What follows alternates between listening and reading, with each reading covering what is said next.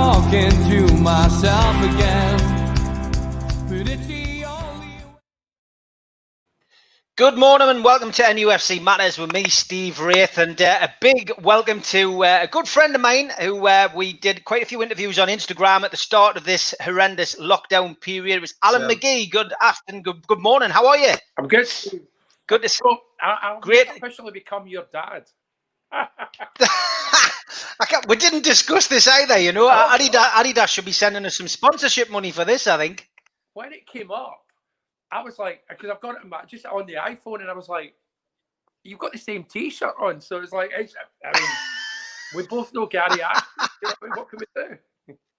So, and the same beard as well, and the same haircut. I mean, it is definitely it's definitely a love in for you today, mate, from me. So it just they've split us apart for months on end, and now we're back together, and the synergy's still there, mate. So great to see you. As always, we'll be taking questions on the podcast. I know we've got quite a few people lined up on Twitter with questions, but just take us back to where you were born, where you were brought up, Alan. First of all. I was born in Govan Hill in Glasgow, and then after 5 years, I moved up to Mount Florida, and then I ended up going to Kings Park Secondary School when I was about 11, and that's when I met the boys in Primal Scream, and I was into the glam thing big time, going to all the concerts, Steve, and saw Bowie, Roxy, Alex Harvey, Gary Glitter, David Essex, Queens, Ronnie Lane, everybody. I saw everybody when I was really young, and I got into it. I mean, I used to get, when I was like 12, 13, 14, I was going to all these concerts. Every week I'd go to a new concert. I mean, my mum and dad just let me go, which was unbelievable. And I'd get, if the roadies came on and switched on the amplifier, I used to get excited. Do you know what I mean? You know, so it was like, it's great. Yeah, fantastic. Was it a good upbringing? Happy upbringing up there, mate? Did you have a happy childhood?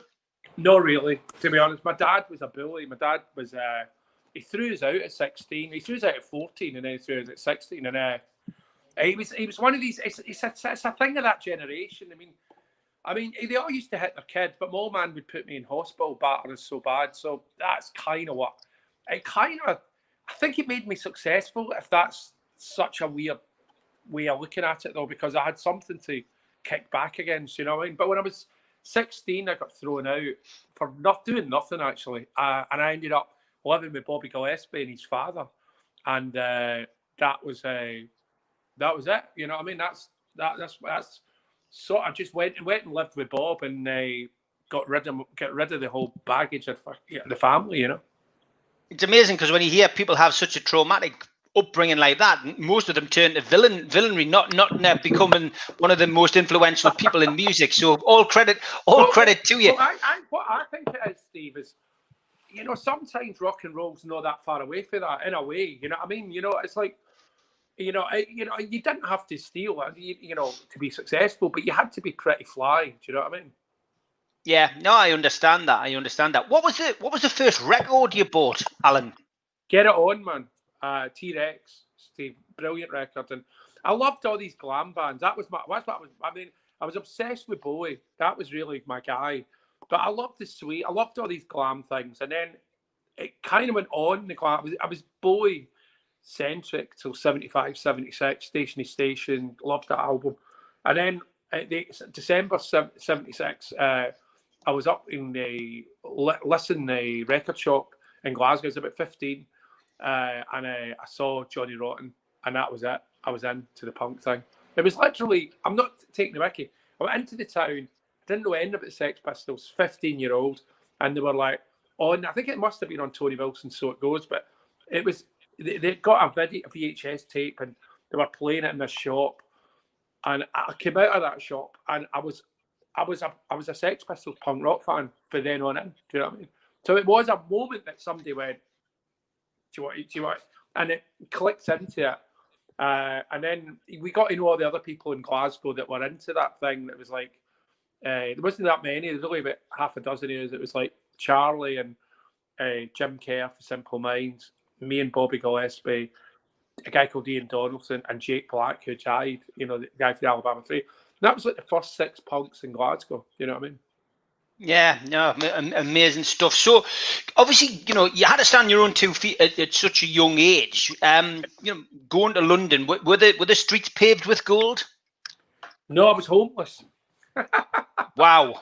I was homeless. Well, I was homeless for 6 months, but I was homeless, literally homeless for 10 days. I was sleeping rough on the top of Boots the Chemist in Covent Garden, and then I'd done that, and then I got in with this girl who said you can come back and stay at my squat, and then squatting, does that make you homeless? I don't know. I mean, I didn't think of myself as homeless. Maybe I technically was homeless. Do you know what I mean?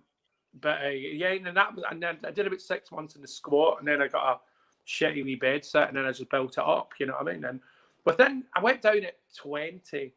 No, I went down at 19, and by 21, I'd started a club night, and immediately became successful with the club night, which was crazy. I mean, I was putting on the TV personalities, the Meekons, the Three Johns, the Membranes, all these bands, and then the bands that supported these bands, the bigger indie bands, which is Jason Mary Chain and Pastels and Primal Scream and all these bands that I ended up signing. That's how I met them.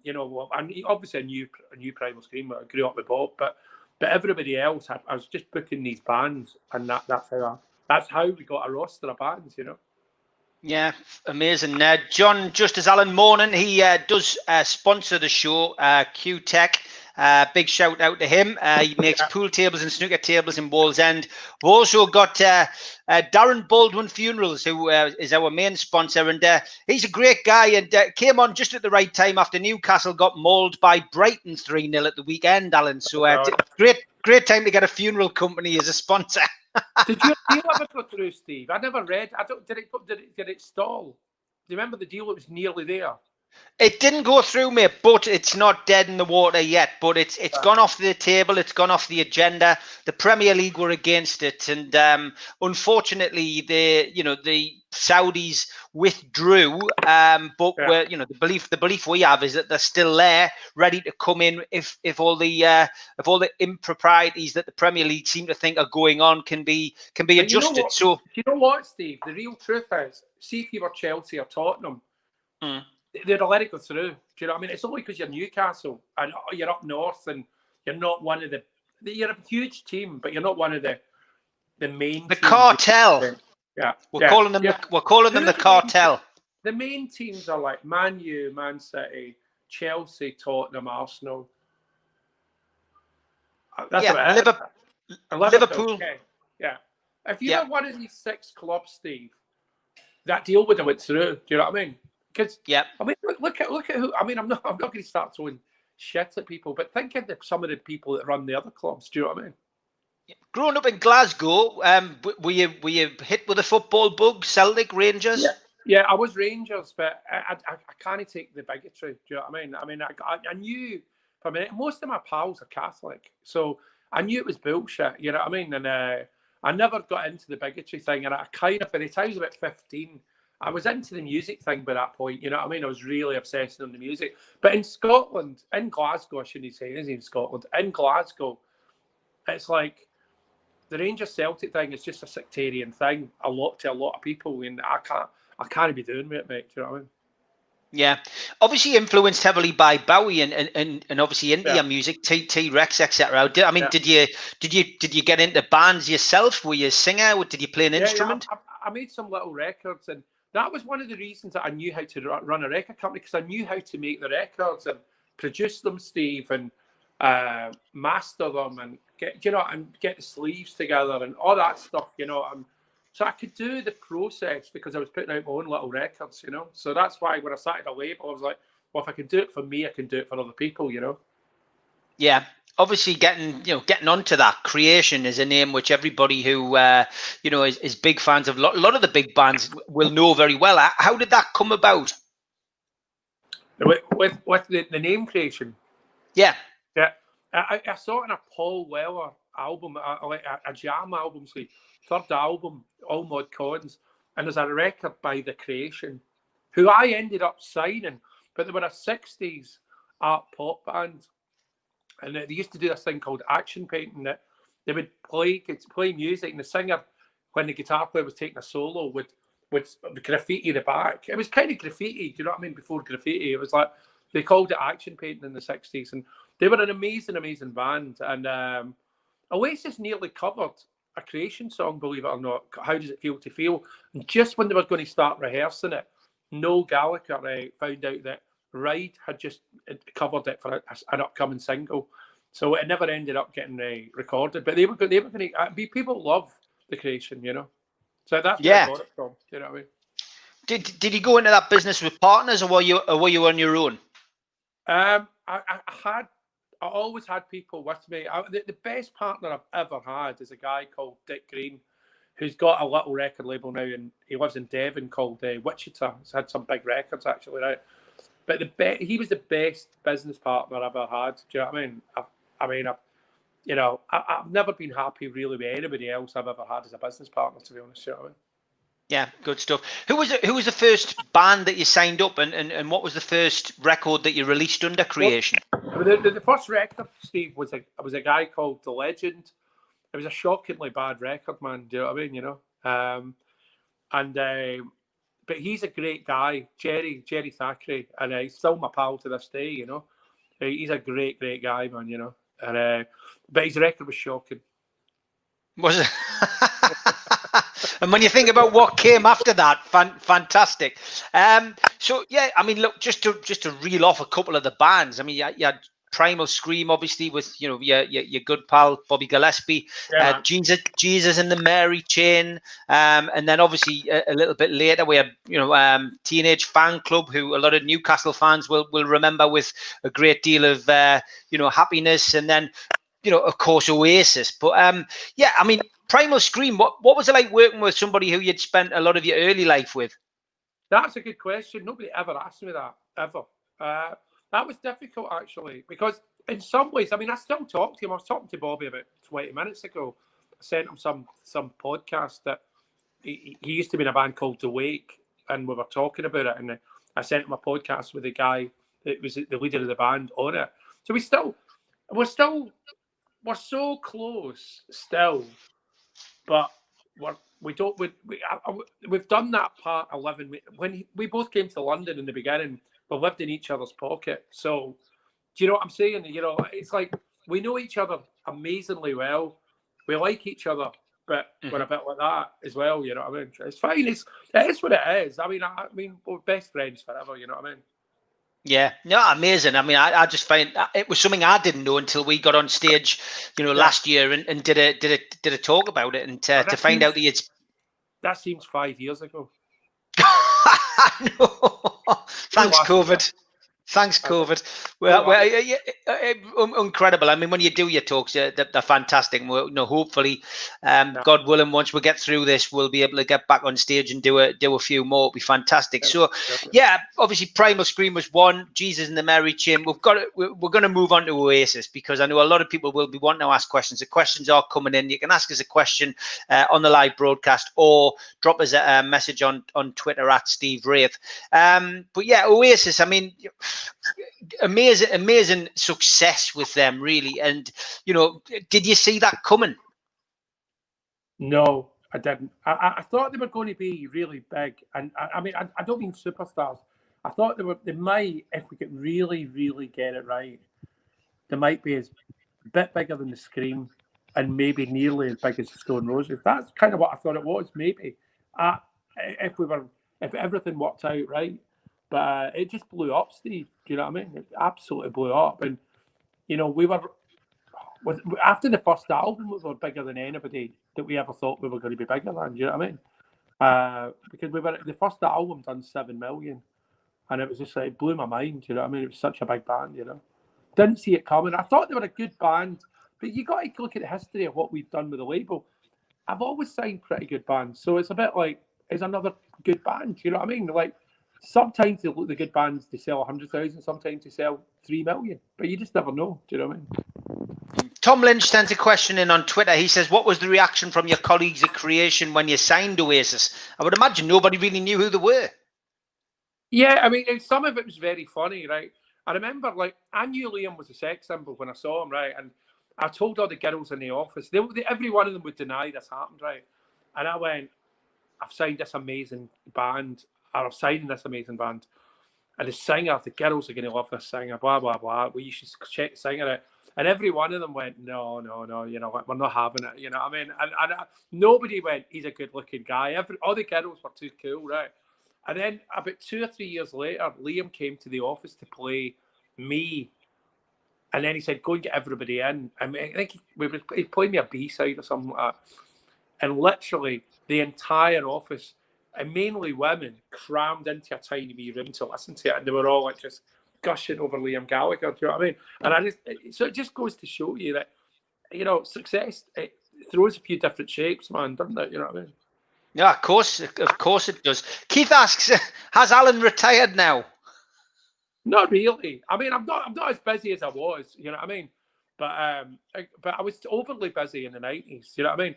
No, I still manage bands. I've got the Happy Mondays, who you're big mates with, Steve. The View, I just take them on, Steve. Do you know them?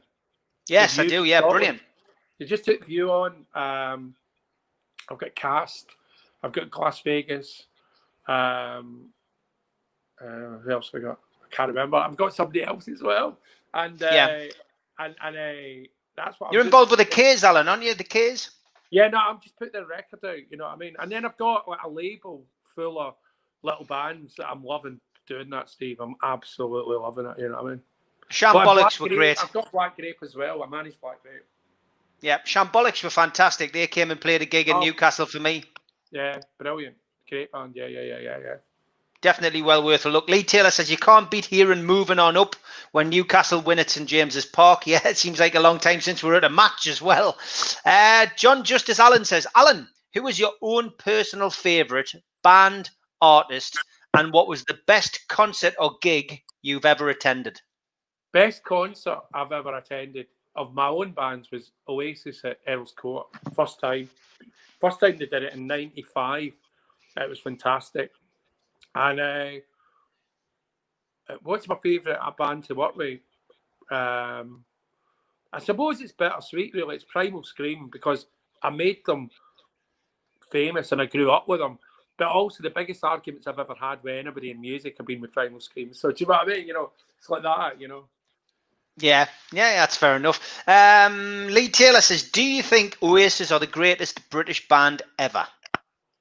No, but they're amazing. They're great, but you've got the Beatles, the Stones, and the Kinks all ahead of them. Do you know what I mean? But I mean, they're a brilliant band. You know what I mean? Yeah.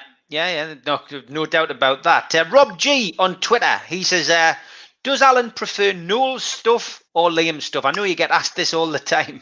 I prefer Oasis stuff. Yeah, which is fair enough. I mean, they both got some great stuff out there. I mean, I've seen them both live, and I've got to be honest, whenever I've gone to see Noel or whenever I've gone to see Liam, there's always something missing. And the bottom line is, what is missing is the other brother. I totally agree. I mean, I think the solo careers are actually pretty good, though. Do you know what I mean? But it's like Oasis is just, for me, it's better. You know what I mean? Yeah, no, I think so. 100%. It's some great stuff. I love Liam's voice, and I love some of the songs that Noel has written. Next question: what was Alan's favourite support band for Oasis gigs and tours? That's again from Rob G. Good question again. Maybe the Laz when they played Brighton with Oasis. Yeah.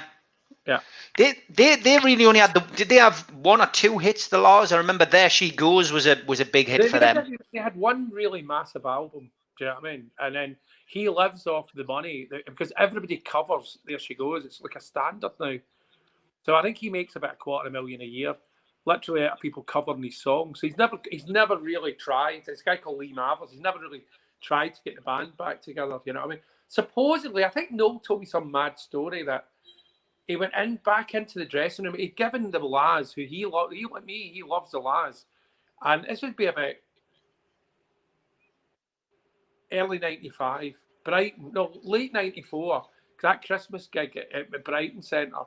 And I think Lee Mavers turned round to Noel and told him that Oasis were shit or something. Do you know what I mean? It was like, do you know what I mean? And Noel, because he gets where Lee Mavers is at. He loves the confrontation. Lee Mavers, Noel just laughed. You know what I mean? You know.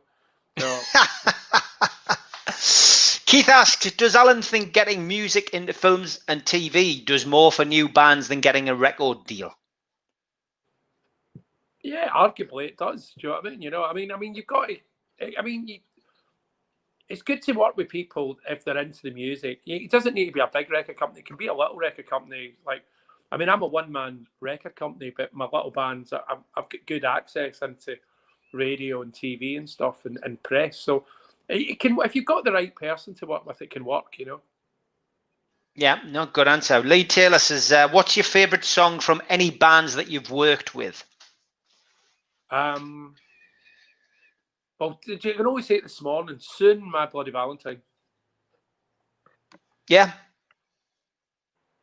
Okay, John Justice Allen says Liam's new album is top class. Yeah, I do like that one, I've got to be honest. Paul Oxley on Twitter says, hi Alan, what's your favourite Oasis track? I like some of the B-side tracks like Rockin' Chair. That's one of my favourites, and Acquiesce. They're both top tunes. But what's your favourite Oasis? What's your favourite? My favourite B-side's Good to Be Free. Genius track. But probably my favourite Oasis track, Slide Away, off the first album. Amazing. Yeah, Paul's also asking, do you think Oasis will ever get back together? The hostility from Liam against Noel seems never ending. Yeah, I mean, I don't think in my lifetime it'll happen. Do you know what I mean? Who knows? Do you know what I mean? You know, maybe if I die, they'll get back together. It is weird though, isn't it? Watching the to and froing, and you sometimes see something. I mean, that tragic event that happened at the concert in Manchester, where people pulled together. You always felt that might have been an opportunity or something, but I just feel it's almost going to be like the Smiths. It's a band you'd love to see get back together. The Jam, another band you'd love to see get back together, but I think sometimes, it's probably just best left alone. I know we'd all pile in to see all of these bands, but would they be quite the same? I know Stone Roses was good. It felt as it did feel as good going to a Stone Roses gig, albeit we're all a lot older. But you just wonder, don't you, whether it would have the same effect? Yeah, I think it's a different time, isn't it? You know what I mean? Absolute different time. Yeah, no, it is. It's a different time. What's the best band you've seen live? Says Andy Withers on Twitter. It's got to be the Clash when they done London Calling. That tour, that was amazing. But also when the Clash between the first and second album, when they put out Complete Control, they were amazing that tour as well. Yeah, I'm great. I never saw them live, unfortunately. The Clash one, amazing. Yeah, if Strummer hadn't died, I think they probably eventually would have done a reformation, because everybody kind of tends to do it eventually, don't they? You know what I mean? Yeah, no, of course they do. Martin Nesbitt, he's one of our presenters during the week on our various shows on the channel. He says, can you ask what was it he saw when he first saw Oasis that made him sign them? Did he just think they were going to be massive? What differed them from other bands? I didn't think they were going to be massive, Steve. I just thought they were going to be good. I just thought maybe they might become big if we get it right. But I didn't. It wasn't one of these. I mean, look, you got to understand. When I saw them at King Tut's, there was 12 people there. They were fourth in the bill. There was nothing to suggest that band was going to be massive. I just had a hunch that it was a great band, and I was right. I always saw 4 songs, and then I said to Noel, I'll sign you. And it gave me his demo, and then it was great. And then he came down to London, and it was a good meeting. And then still took me a bit. Then they went and got themselves a manager, who's a great manager, actually, a guy called Marcus Russell. But it still took me 4 or 5 months to get it signed. Do you know what I mean? Yeah. Okay, good stuff. Thanks for the question, Martin. Davey Boy on Twitter, he says, Alan, how big do you think the K's will be? I think they could. I mean, I think they're one of the bands really suffering with the pandemic. Do you know what I mean? Because They were really looking as if they were about to sell out a few big shows like the Academy, and it's been moved and all that. It was about to go like that, and the pandemic's happened. So I don't know. You know, I mean, I don't think we're through the pandemic, Steve, till the back end of next year. I'll be surprised. I'll be honest with you. I'll be surprised if we do a show next year. Do you know what I mean? I know the world essentially, like outside, most people are back in some, you know, kind of way, and like you've got stuff going on this weekend, but the bigger gigs and stuff like that, there's no way they're going to let. There's no way they're going to let you until there's a vaccine. I don't think shows are happening. Do you know what I mean? No, I agree. I mean, we've got a show obviously lined up for, you know, for whenever we come out of the pandemic, which you know, was our first gig together. From the Jam headlining, of course, the Black Acid Mavericks, the Good Souls, Velvet, Panic Report, Cherry and Peach, and the Waynestones. And I think we'll probably be adding the Long Sands to that as well, who do our theme music. But yeah, we've got that penciled in for next year. But I think you're right. If Boris Johnson's prediction yesterday that we could be, you know, in this kind of lockdown for the next 6 months, that takes us to almost a year of this. And you know, I think you're right. I'm already looking at the dates for next year and thinking, you know, 2020, 22 is going to be the year, isn't it? 22 is going to be the year. Why I think it is, Steve, is, you know, from the time that you get a vaccine, call it 4 months after that, when the music business puts shows on sale and gets it going. If they get it early, they're saying we could get it early next year. So they say April, May, something like that, right? If that happens, April, May, then we might get the back end of next year. So September, October might be on. If they get it the back end of next year, like September, then it's 100% going to be 2022. Because the music business will take 4 months to kick in. Do you know what I mean? Yeah. Well, fingers crossed to get the vaccine quicker, so we can all get back to some kind of normality. Getting back to, you know, creation. You know, you had to sell half the label, didn't you, to Sony in the 90s? What was that like? Because it was your baby. You know, from your perspective, what was it like having to do that, Alan? It was okay because I was going bankrupt, Steve, and it was fine for me, really, to be honest. It was like they saved me at that point, and then I not saved Sony. I made them a lot of money because what happened is their share. I understand the way these big companies really assess profitability, and basically because Oasis had market share, we arguably made Sony a billion, no problem. Do you know what I mean? Because we had 7%. Oasis for 4 years or 3 years, 4 or 5 years, had 7% of the British market, and so that went on to the Sony. The share price went up, and we made them a lot of cash, man. Do you know what I mean? You know. Yeah, no, fantastic. And of course, Oasis, you know, were pivotal in that. I mean, I think What's the Story, Morning Glory, I think that was the biggest selling British album of the decade. It was of the decade, but it was. I think it's still the 4th biggest ever. I think we sold 23 million. But what was crazy, Steve, we sold 20 in the 90s, and then it's done about 3 million after that. But in the 90s, it was crazy, that record. Do you know what I mean? Absolutely. We'd have weeks, 2 years after it came out, Steve, we were still having weeks. We'd be doing 50, 70,000 a week just round the world every week. It was crazy. Yeah, I mean, it's a fascinating. Still in the charts, Steve. It's still in the British charts. And it's crazy, isn't it? It's in the top 40. I don't think it's went out the top 40 in 25 years. Do you know what I mean?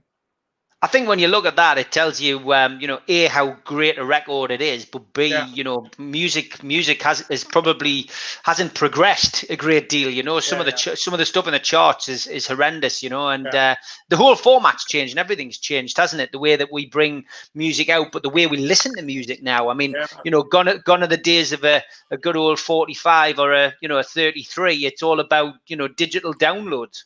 Yeah. Well, we all listen on Spotify now, don't we? That's the truth. You know what I mean? You know, I mean, I walk every morning, Steve, and like I live in Tower Bridge, and I walk into town, get a cup of tea, then walk along the river back. It's about 3 hours, and I just listen to Spotify podcasts and playlists and all that stuff. You know, so I think everybody's basically accepted it, haven't they? You know, they've accepted streaming now. You know, it's just the way it is.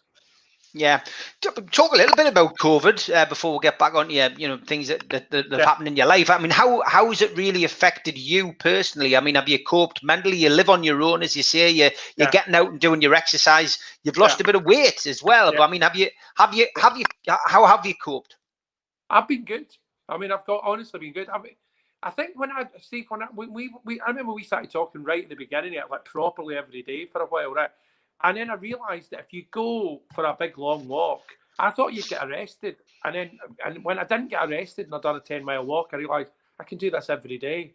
And I've done it for 6 months. And so I've now walked about 15 miles a day, but that's how I've lost the weight. I've lost near enough 2 stone just by walking, you know what I mean? Do you think you will change your life? You know, if we do get back to what we used to call normality, do you think this will change you for the better? Do you think you become a different person? Do you think you'll make more time for certain things like exercise? I hope so. I mean, that's the one good thing that it has come out at. I mean, the bad thing out is that we're not doing live shows, and you know, most of us make money out of live shows. You know what I mean? That's it's our bread and butter. But the upside is that there's a lot more time for ourselves, isn't there? Do you know what I mean? The things that we want to do, you know, because we were all running about chasing our tail. Do you know what I mean? Yeah, no, but there's no doubt about it. I mean, if this continues, do you think we might see bands having to, think outside the box? Maybe do, online gigs where, they can get together, where they're in a bubble together, and they can do an online service where people pay to watch. I think there'll be stuff like that. I think there'll be a lot of socially distanced gigs in the next year and a half that, like bands that can do 500 tickets will be doing 90 tickets, and just so they can go and do a gig.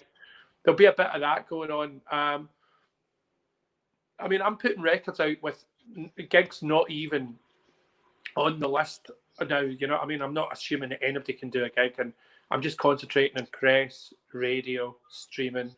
Do you know what I mean? Like TV. Do you know what I mean? Yeah. It's a changing landscape, and some things will never be the same again. It's a bit like the 80s. The 80s was a bit like that. Do you know what I mean? It was the gig thing in the 80s for indie bands was nobody really went the indie gigs in the 80s. So it was all TV, radio, press. Yeah. The Labour Party in the 90s, of course, big general election year. You were involved in helping the government legislation, weren't you, with regards to the New Deal, which I think gave musicians 3 years to develop and funded by the government instead of having to go and take other jobs to survive. What was it? Was that a feeling of satisfaction that you'd managed to make such a big change, and help up and coming musicians? I don't think I've ever really got any real credit for it. I mean, you know about it because you're my pal, and my friends know what I kind of done there.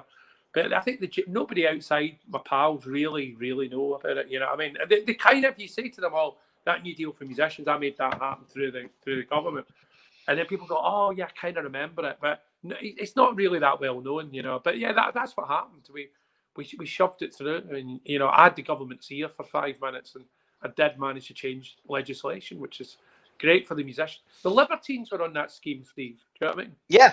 I mean, that tells you it was worthwhile doing. But I mean, for me, something like that is massive, and it shows the passion you've got for the industry and for music. And it shows, I think it shows a lot about you. And that's why I wanted to mention it. I think if anybody can, in this world of downloads, if you get a hold of, I think it was a program called Omnibus the BBC used to do, and they made a cracking documentary about you and creation and I think it was on one of the BBC networks, and it was a fantastic program. I've got it somewhere on an old VHS, I think, but it's well worth a watch, and I'm pretty sure now you'll be able to get it on download. But yeah, I mean, look, yourself, the government gave you that 5-minute spell, if you like, but you used it to help everybody else, which I thought was fantastic. No, it was good. It was good. But the thing about the government now, everybody slags the Tories, and don't get me wrong, like I don't like them, and I would never vote for them. But I think that guy Rishi's done all right. I mean, it got the bounce back out to loads of people. I got the bounce back, and loads of my pals and bands, and they all got the bounce back. And I think, you know, some of the stuff that guy did, that eat out to help out, that was pretty good, Steve. Do you know what I mean? We got us all back eating out a little bit, you know what I mean? So I think it's, I mean, it's like, I just think with Boris, he's basically such a bluffer, isn't he? You know, I think in normal times, Boris would have sailed through, but I think he's getting tested, isn't he? Because you actually have to be a bit of a leader to navigate this, and he's just a chancer, isn't he? Do you know what I mean? The problem is you stick any political party in the hot seat, into this situation, you are going to struggle. And I've got to be honest, it's got to be easy sitting in the opposition seat at this moment in time, because normally that's what you do. The opposition is there to pick faults in what the government's doing. But with this situation, it's a lot easier. But I don't get us started on it. But it's so many errors, Alan, that's being made but it's all very well with hindsight. Keir Starmer, though, I mean, it's. So what did somebody describe him as? A cop in a suit. He's a lawyer, isn't he? He's got like lawyer's background, hasn't he? So he's very. I tell you who really, if you want my honest opinion, who should have won the leadership race for Labour was Nandy, Lisa Nandy, and wow, she answers a question, and she doesn't sit on the fence. She gives you her answer, and I've been very impressed with her. But I think unfortunately she made a bit of a balls up in her campaign to become leader. But it's it's going to drag on, unfortunately, like COVID will. Creation, obviously, all good things have to come to an end. What did it feel like, closing Creation Records for good? I think now I'm a bit older, and I go, did I do the right thing? Because I could have milked it and made a lot of money just by milking it. But the real truth is, Steve, really cards on the table. My background as a human being, my parents weren't business. My dad was a panel beater, alcoholic, but panel beater. My mum was a shop assistant. There was no business people in my world. I was running a business. It was like a £40 million turnover business, and I think it just got too big for me. And we didn't go bankrupt. We didn't. I mean, people, because I chucked it, people think, oh, it must have been because they ran out of money. No, we had money.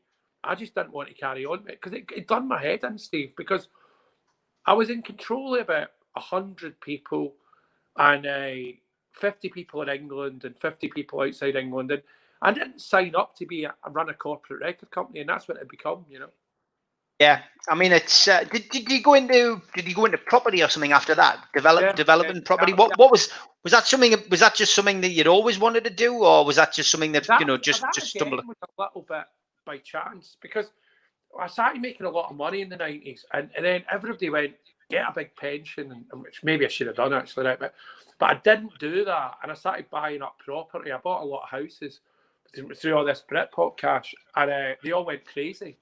So then I had a big property portfolio, and we've still got a big my wife runs it. Lives in Wales. I don't live with the wife anymore, but she runs all the property for us. You know what I mean? We've got a lot, so that's what we do. Yeah, I mean, with the music side of things, were you always keeping an eye on it? Or did you just completely walk away from it? With the music, I went on in the night. I started up a management company after Creation. I had a little record company, Pop Tones, done kind of well with that sometimes. And then I started managing the Libertines and the Charlatans and Mogwai and Mew. And then I had a really good run with management in that decade. And then about 2008, I had been in music since 1980. So I'd been in music 28 years, and I thought, I'm going off to Wales to lick my wounds, and which I don't know if that was the right thing. Arguably not, but I was pretty spent, and I spent 5 years being a house dad, and then my daughter was like, "Don't take me to school anymore, Dad. I want to go myself." And then I wrote a book, and then the book got published, and it was kind of big, and I was up in London a lot, and then a lot of the old bands found out that I was thinking of coming back, but I was, but I didn't know how I was going to come back. And then the Mary Chain asked me to manage them, Cast asked me to manage them, Wilco Johnson asked me to manage them, Black Grape asked me to manage them, which made Happy Mondays asked me to manage them. And that's kind of how it went, Steve, you know what I mean? Chris Hewitt, thanks for your question. He says, who would you say the next big band could be, or one that you would recommend? Well, Case could do well. Clockworks could do well. I mean, there's a few, you know, I mean, there's like, I'm not sure people want bands at the moment. That's maybe the big problem, you know what I mean? You know, people want solo stars, don't they? Do you know what I mean? Yeah. Happy Mondays. Tell us a little bit about them. I mean, what when you look at them, I mean, they're all changed now. Obviously, I'm good pals with the likes of Sean and Bez and Ruetta. Yeah. It's I love seeing them when they come up. It's always great to catch up with them. And but yeah, I mean, were they as wild as the stories are made out back in the day? Yeah, I mean, I knew them quite well in the 80s. I ran into them in 1987, Steve. And they looked amazing for like what they were. You know, they were like, they're a couple of years younger than me, so they'd be about 23, 24. And I was with Tony Wilson, and they wandered into this hotel and managed to get a couple of $100 off of Tony.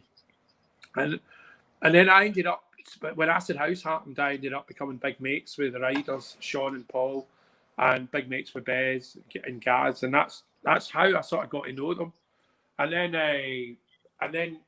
it was after that, I was just I'd see Sean at different things, and we always got on all right. And then what happened was that it just was like they had a manager that wasn't working out.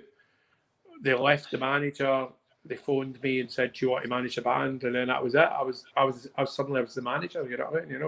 Which was great for me because I absolutely loved that band in the 80s and the 90s. So it was great.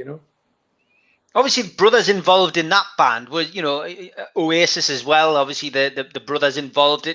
I mean, is it difficult when they fall out? Do you find, as somebody managing the band, you have to take sides, or do you just sit on the fence and stand back and go, "Whoa, I'll leave you guys to get on with it," or do you try to mediate? You've got to handle it, if you know what I'm saying. I do pretty well with the Riders. Do you know what I mean? I mean, I'm mates with them both. I knew Paul before I even knew Sean. Do you know what I mean? So I got on great with them both. You sort of got to kind of like, it's still that's still a spiky relationship. Do you know what I mean? That last tour was spiky. I won't say any more than that. What happens on tour stays on tour. Yeah, do you know what I mean? Yeah. Is it fair to say, Alan, that during your time as someone managing some of the biggest bands in the world, you burnt the candle at both ends? Yeah, I mean, 100% did, yes. You know what I mean? Do you regret it? I think I do regret taking that amount of drugs, to be absolutely honest. But the upside of it, Steve, was if I hadn't went and got into the Acid House thing and lost my mind for a bit, I would never have taken Bobby Gillespie to a club, put ecstasy down his throat, and then Screamadelica would never have happened. And then if Screamadelica had never have happened, Noel would never have trusted me to give me Oasis. So in a way, it all needed to happen. Do you know what I mean? Yeah. No, it did, and thank God it did. To be perfectly honest, I read something as well. It might have been on the internet. And again, it's something I didn't know, and I certainly haven't asked you this before. Malcolm McLaren, did he run for London Mayor, and did you fund that? Yeah. I didn't personally fund it. I'll tell you what happened. I was pals with him, Steve, and I was in I was in holiday. I'd just done I was selling off Creation. This is the end of '99, and I was selling. I was doing the deal with for Sony to buy the other 49% of me, and I went off to a Caribbean island like as if I was Chris Blackwell or something. And Malcolm, who was big mates, we started sending me faxes. It declared to the English media that I was backing him running for London Mayor, right? And at first, I was like, I was like, I don't want to do this. But there was such reams of press coming through that after about half an hour, I was like, do you know what? This is actually a good idea. Let's put Malcolm up for the Mayor of London. So I thought, how do I fund this? Because it was 20 grand. I had to find 20 grand to get him in the game, right? And I didn't want to use my own money. So I went into Sony and I said, this is just before I split with them. And I said to their accountant guy that controlled the cash for us, and I went, I said, Malcolm for Mayor campaign, and he's right now. And I went, £20,000. And he looked at me and he went, this doesn't sound like a project. And I went, it's an art project. And we got 20 grand worth of Sony's money to put the Sex Pistols manager up for the Mayor of London. And he was brilliant. He was absolutely brilliant. Fantastic. And what was he as eccentric as he came across, or was it for the camera? No, he was mad. Malcolm's amazing, but he's fucking mad, man. Do you know what I mean? Great guy, but completely crazy, Steve. It's a big regret because I had him lined up to do an interview for a fanzine I was doing at the time, and it was a couple of weeks before he passed away, and it was an interview that I missed out on. But I would love to have spoken to him. I've met all the Sex Pistols on numerous occasions, so to actually have met him would have been fantastic. But he's amazing. Malcolm was fucking amazing. He once told me this story that he told me millions of stories, but I got really tight with him for a while, and he told me this story that he went to a Norwegian university and spoke for 10 hours, and the audience to a man ended up falling asleep. And he saw that as a victory. I mean, Malcolm was crazy. Do you know what I mean? Yeah, top man. Let's talk a little bit about the book. Alan Mcgee, Creation Stories, Riots, Raves, and Running a Label. Great book, well worth picking up. If we're going to be going back into a period of lockdown, you can still get that on Amazon. Get yourself a copy, well worth a read. Tell us a little bit about how that came about. Did you write it yourself? Yeah, I did it, and then but I'm rubbish at spelling and grammar and stuff like that, and all the stories are mine, and then I got it all down. But then I got this big editor guy, Luke Brown, who then took my stuff and and basically put it in context and got the spelling right. So he's a big part of that. Do you know what I mean? I mean, in some of the stuff he just went, nobody wants to know that. So it was like he was my editor. He was brilliant. Yeah, fantastic. The editing part of the book is almost as important as the stories, isn't it? You know what I mean? If you don't have a good editor, God. Yeah. It is so difficult, and to get that kind of life that you've led, into a book as well. It's very difficult, isn't it, to cram everything in and to get that balance. Yeah. I mean, it's good, But I mean, we had a good time doing that book. But I don't think, it's a good book because the stories are good, not because I'm a good writer. The book's now been optioned, obviously, for a film. I think it was Burn Wheel Productions took it up. Tell us about that process. How did that come about? And tell us a little bit about what's it called, who's in it, and what stage it's at. It's literally, Steve. It's just since there's a showing of it in Soho on Sunday for cast and crew, and I mean, they're trying to do the deal now. I don't know where it's going to go. Netflix, Amazon, Sky, but they're right on the cusp of doing the deal with that.